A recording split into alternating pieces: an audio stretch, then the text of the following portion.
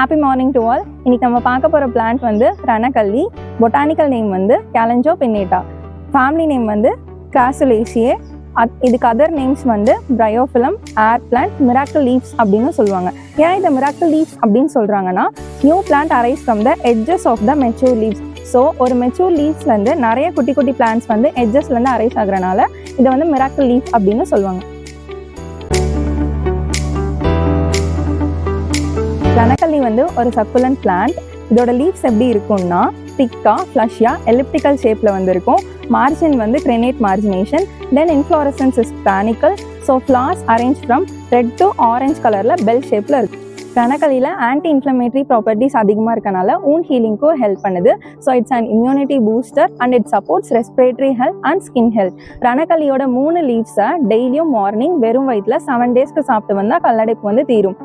Thank you.